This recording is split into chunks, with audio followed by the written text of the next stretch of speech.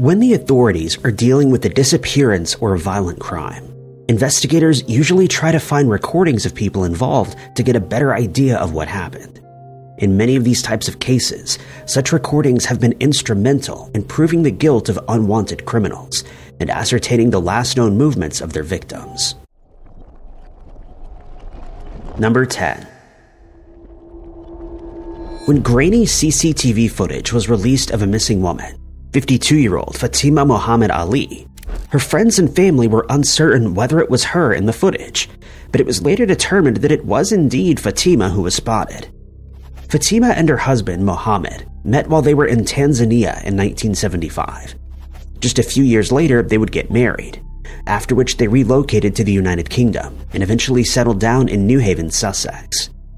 According to those close to her, Fatima had a great love for music, cooking, and watching Bollywood movies, and she was very devoted to Mohammed and their 3 children. She often visited her local mosque, and on Fridays she usually stayed home to pray and waited for Mohammed to come home from work at around 1:30 p.m. But on the 12th of February 2016, he came home and found it strange that she wasn't there.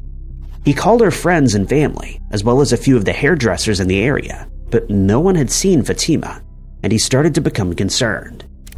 When he had no luck in tracking her down, he called the police and reported Fatima as missing. The surrounding area was searched to no avail, and the following morning, the search effort started in earnest. Helicopters were brought in to search from the air in case Fatima somehow got lost in one of the surrounding wooded areas, which are known to contain several cliffs. When no clues were found, the search was expanded to include New Haven and Brighton, but she still wasn't located. For the next 18 months, the investigation stalled as nothing was found to indicate what had happened to Fatima, or which direction she had gone before vanishing.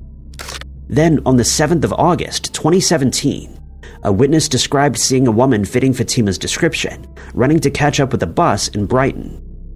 The witness was a woman who used to be one of Fatima's colleagues, and she was adamant that the woman she had seen was indeed Fatima.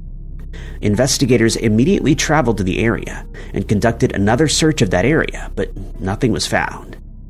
Strangely, the CCTV footage showing Fatima walking down a street only surfaced 18 months after she disappeared, but as soon as investigators learned of the footage, they followed up on the lead.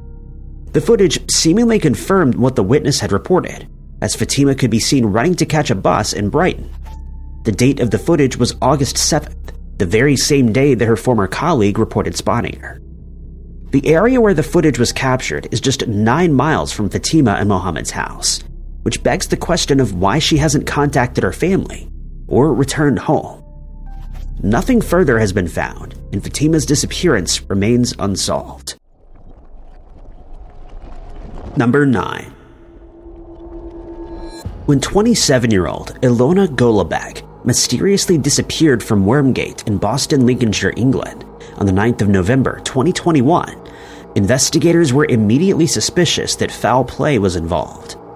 The last time she was seen was in the Wide Bargate Red Lion Street area of Boston, a few minutes before midnight, and a witness stated that she was wearing 3/4-length black leggings and a large hooded sweatshirt with a yellow triangle on the front. Searches around the area where she was last seen were carried out, but nothing more was found, and no other witnesses came forward with any information. It was known that she was in a relationship with 40-year-old Camille Gordon, and he quickly became a suspect.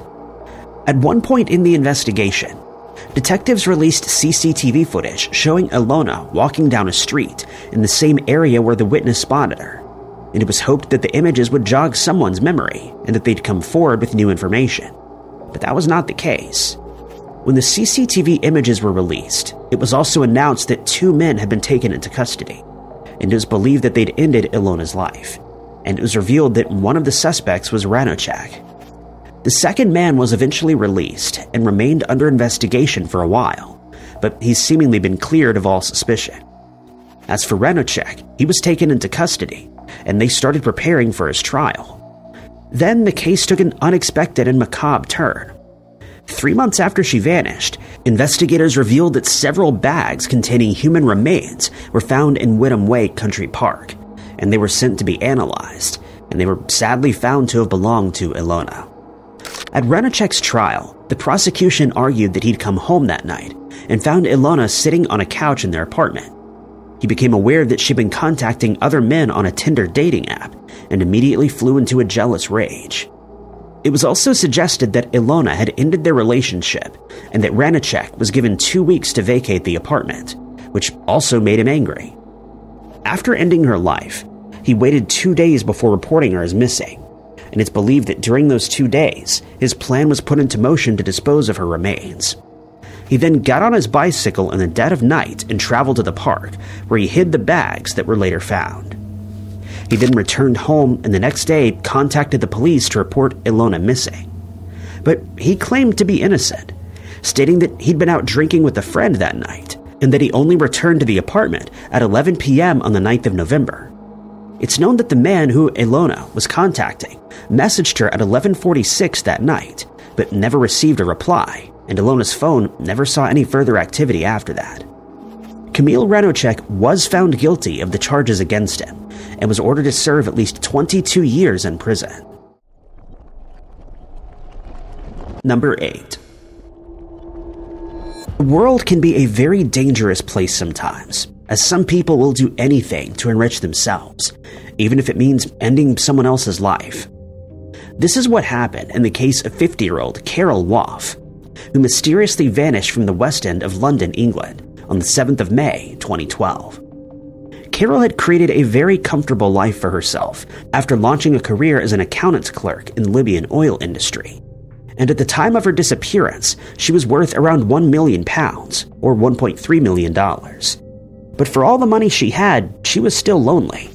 But this seemed to change when she met a man, 41-year-old Rakesh Bayani, online. They started dating, and after a while, Carol fell in love. At the time, she was living alone in an upmarket apartment that she owned and was unemployed. A short while after they met, Bayani started asking Carol for money and eventually persuaded her to lend him $40,000. Then, on the 4th of May, Carol suddenly disappeared. During the investigation into her disappearance, investigators found that her credit cards had been used at the Westfield Shopping Centre in Shepherd's Bush, London, on the 13th of July that year, and CCTV images of 2 women were released. It was believed that the 2 women either had knowledge of Carol's whereabouts or that they were complicit in her case, as they were suspected of using her credit cards. During the resulting investigation, 6 people were taken into custody, but 5 were eventually released, with Bayani remaining in custody. It was then discovered that he had several previous convictions, but he stood firm behind his statement that he was innocent, since none of those convictions contained instances of violence. More than 3 months after she disappeared, Carol's body was found in New Malden in South London, and it was determined that her life had been ended with a sharpened blade. Bayani became the main suspect when it was discovered he'd borrowed a substantial amount of money from her. It then came to light that Bayani was working with another man, 48-year-old Nicholas Cutner, who lived in Kentish Town in London, and the 2 men enjoyed spending Carol's money after she disappeared. At his trial, Bayani confessed that he had indeed tricked Carol into handing over her money, but insisted that he hadn't ended her life. He stated that he and Cutner had devised a plan in which Carol would be away from her home for a few days, during which time they were planning to steal her money using her identity.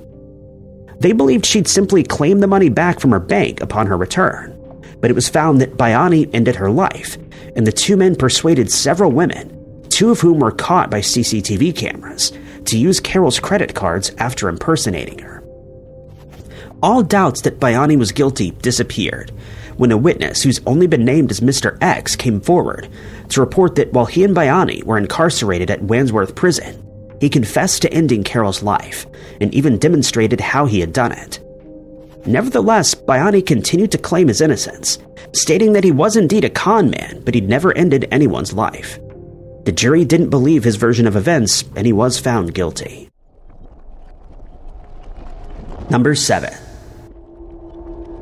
The case of the 2012 murder of 29-year-old Jill Meagher, an employee of the Australian Broadcasting Corporation, was completely avoidable, according to the coroner who handled her case, since her attacker, 41-year-old Adrian Bailey, had breached his parole but was allowed to walk around freely.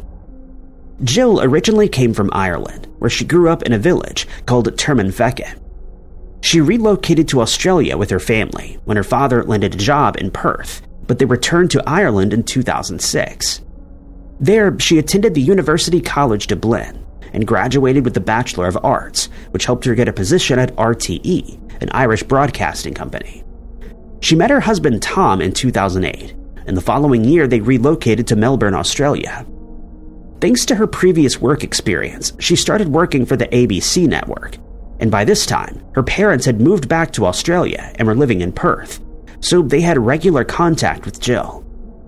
Her life seemed to be going to plan, but all that changed on the 21st of September 2012, when she and a group of colleagues visited a few bars in the area.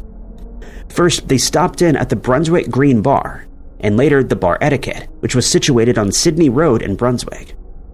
Jill left the bar at around 1:30 a.m. and headed home on foot. Along the way, she made a call to her brother, and that was the last time that anyone would hear from her. When Tom woke up to find that she had not come home, he searched the house for her, but eventually contacted the police when he found no trace of her. A missing person case was opened, and several searches were conducted. Her handbag was discovered in an alleyway close to Hope Street. 4 days after she had vanished, investigators obtained CCTV footage from the Duchess Boutique on Sydney Road. It showed Jill talking to an unknown man outside the store at 1:42 a.m., after he was seen pacing up and down on the sidewalk. At one point, she seemed to point her cell phone at him, but it wasn't known whether they were arguing or having a casual conversation. Adrian Bailey was eventually identified as the man in the footage, and he was tracked down to his house in Coburg. He admitted that he was indeed the man in the video, and after hours of questioning, he decided to confess that he had ended Jill's life that night, and that he had disposed of her remains. On the 27th of September, he showed investigators where he had buried her. It then came to light that Bailey had an extensive criminal record, and that he'd violated his parole before the attack took place. This caused outrage among members of the public, who felt that Jill had been let down by the authorities, since they felt that Bailey should have returned to prison, as he violated the terms of his parole. In April 2013, he was found guilty and sentenced to life in prison. Number 6. On the 13th of January, 2017, 20-year-old Berna Bridjan's daughter was living in Iceland. She was working for a department store, specifically in the fashion section, and according to her coworkers, she was a kind person who had a great sense of humor. That night, when she and her colleagues had finished their shifts, she decided to go out, and they visited a club to enjoy some dancing and drinking. According to those who were present, Berna had a good time, and at one point got onto the club's stage to dance. At 2 a.m., her coworkers decided to head home, but Berna told them to go ahead as she wasn't ready to leave just yet. She remained there for a further 3 hours and eventually started heading home at around 5 a.m. The temperature at the time was about 16 degrees Fahrenheit, but CCTV footage of the area that was later found showed Berna walking down the street unbothered. She'd purchased a falafel and was enjoying it while heading home, though in the footage it's clear that she's intoxicated. At one point, she's seen fumbling her change and dropping a few coins, and shortly after bumping into a stranger who's walking on the sidewalk. The fact that she was walking home alone may seem strange to most of us, but it should be noted that the area was considered very safe, with very few violent crimes taking place there. The last time she was seen on CCTV footage was when she walked past the Lebowski bar, and then she suddenly vanished. When she failed to show up for her next shift, her friend Maria found it strange, since Berna was known to be very punctual. She tried to call her, but Berna's cell phone had been turned off. She then spoke to the people who were at the bar that night, and they stated that she likely went to her father's house after leaving that morning, but he stated he hadn't seen her.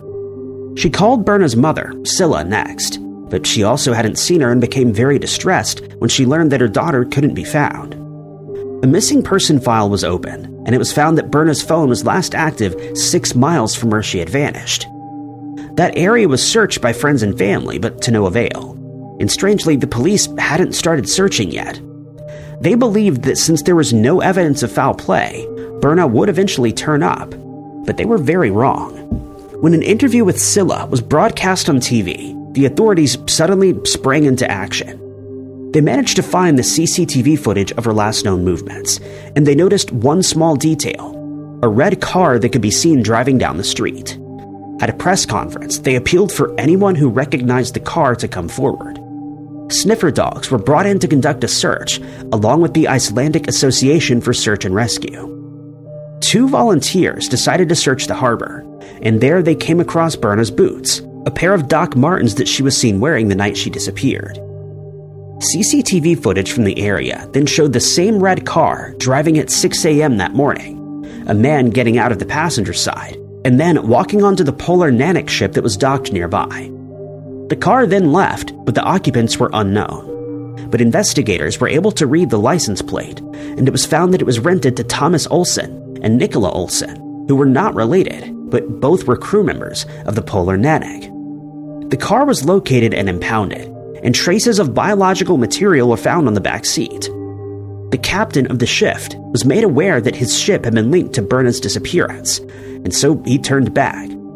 The 2 men were taken into custody, and by this time, it had been confirmed that the biological material in the car belonged to Berna.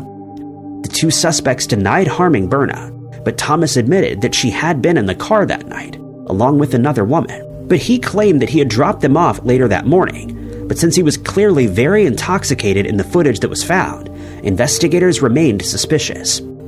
It was found that he had turned his phone off for about 4 hours after leaving the docks, and the car's odometer showed that he'd traveled a long distance during that time. He was also captured by CCTV cameras as he brought cleaning supplies to clean the interior of the vehicle. He had scratches on his chest and on the ship. They found Berna's driver's license. After another extensive search was carried out, Berna was found deceased in the water close to a lighthouse.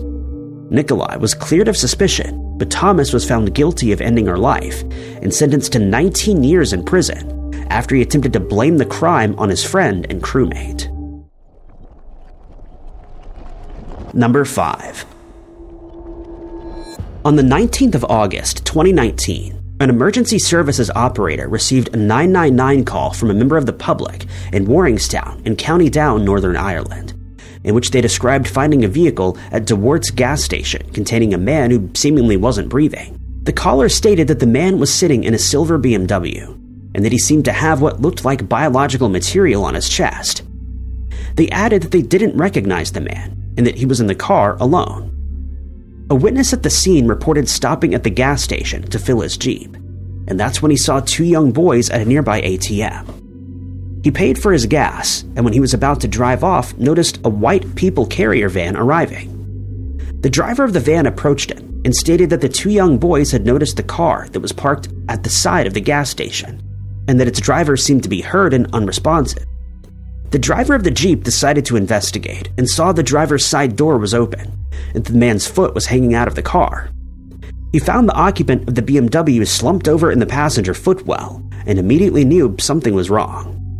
He also noticed that the man had a cut on his arm, and he tried to get his attention by tapping on his foot but got no response, and it was then that he realized the man was deceased.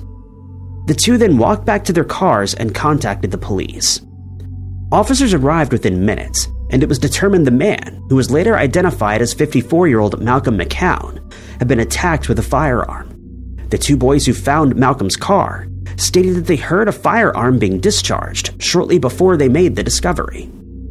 In CCTV footage that was retrieved from the scene, Malcolm could be seen walking into the gas station shop and then leaving a few minutes later at 7:19 that evening. Less than a minute later, a Passat model vehicle had been speeding away from the gas station, and just minutes later that same car was found ablaze in Lurgan. It was suspected that this vehicle was being driven by whoever ended Malcolm's life, and that it had crashed during the getaway attempt. It was discovered that Malcolm had an extensive criminal background, and he'd been released from prison 12 days before his life was ended. When the burned-out car was searched, evidence was found that implicated 4 men: 29-year-old Jake O'Brien, 29-year-old Andrew Martin, 35-year-old Stevie Lee Watson, and 34-year-old Simon Smith. When Martin's phone was searched, it was discovered that he'd been conducting searches on Malcolm in the days prior to the incident, and that the 4 men planned the crime well ahead of time. Number 4. In the last known CCTV footage of 23-year-old Lucas Fowler and his girlfriend, 24-year-old China Deese, the couple is seen hugging each other, and they seem to be very much in love. But what happened following this act left their families devastated. This footage was acquired by the police in Fort Nelson, British Columbia, after Lucas and China were found deceased next to the Alaska Highway on the morning of the 15th of July, 2019. It was a tragic end to a road trip that the couple had been planning for some time. The vehicle in the footage was a blue Chevrolet van that Lucas had worked hard on to get ready for the trip. He was known to have a love for travel and had gone on several backpacking trips around the world in the past. During one of those trips in Croatia, he met China, who shared his love for adventure, and they soon fell in love.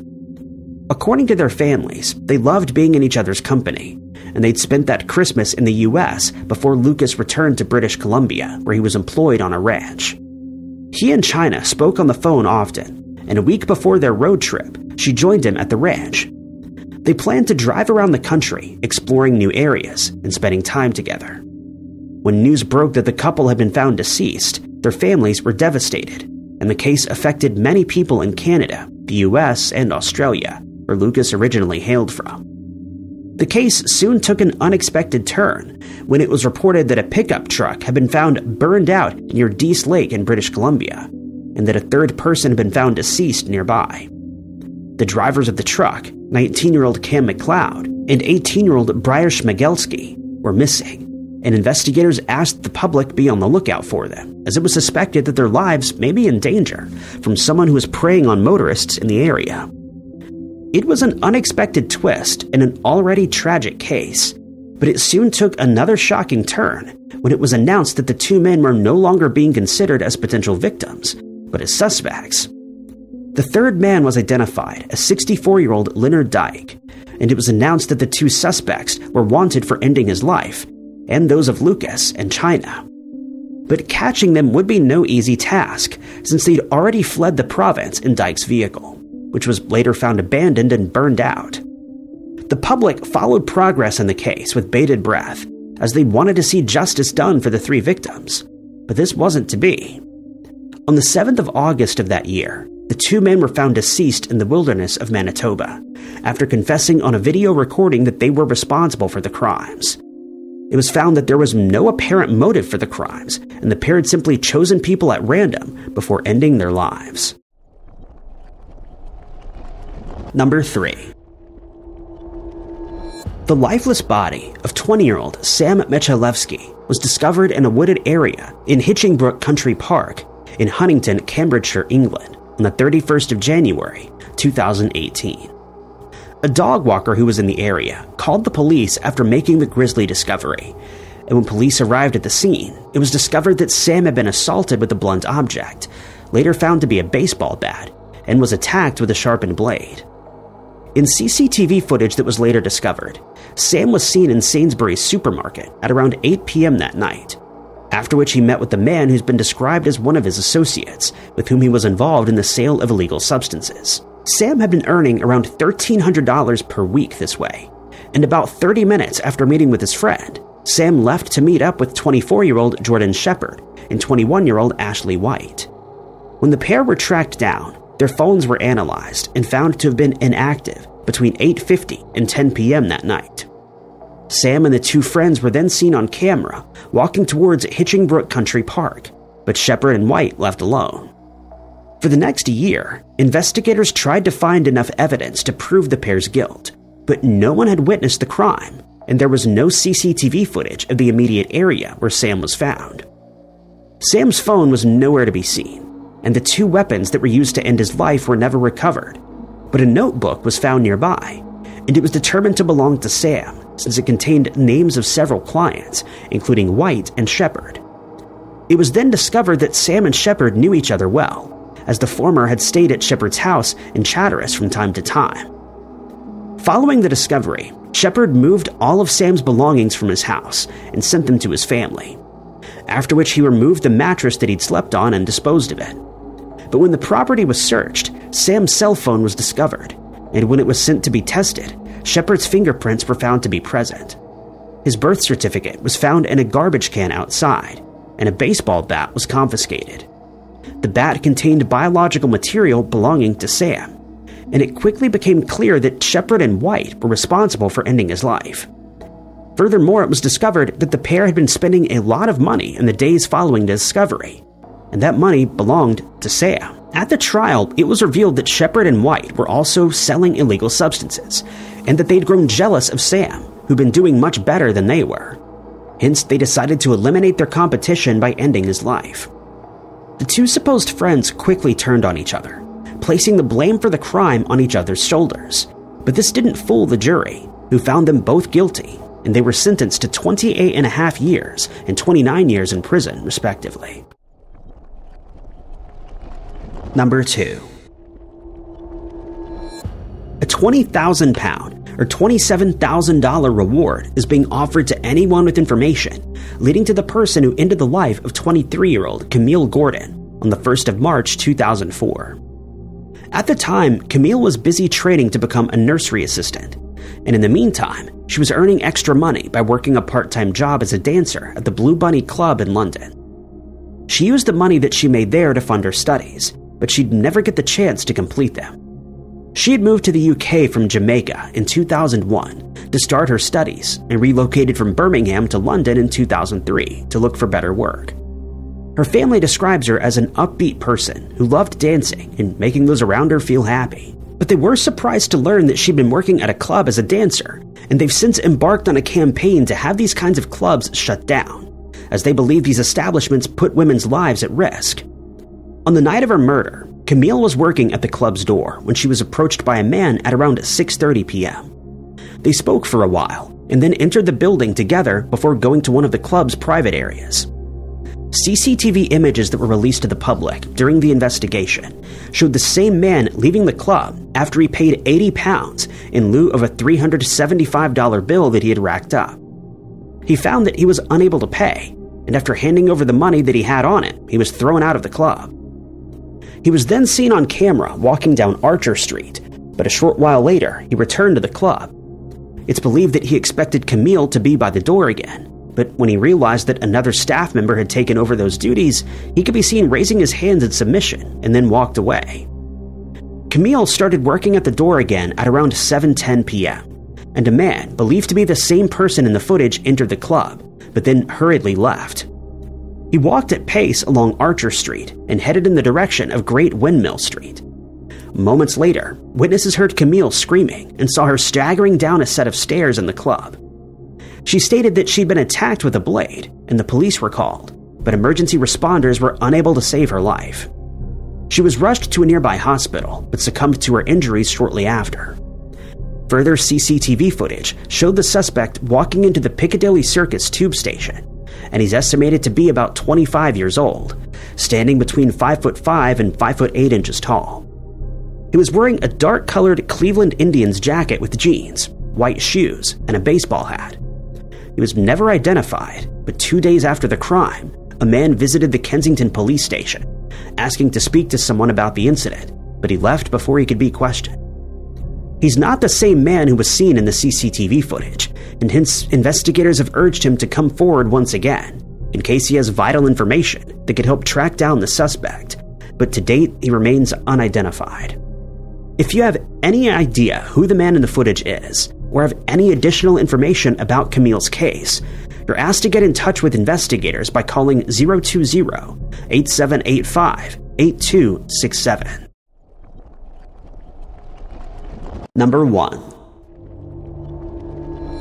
In February of 2012, investigators in South Norwood, London, released CCTV images of 26-year-old Mark Corkern from Croydon, showing the last moments that he was alive before collapsing in the Sabbatha Food and Wine liquor store, known as an off-license in the UK. The incident occurred on Valentine's Day, the 14th of February that year, and when the images were released, they left residents of the area in shock.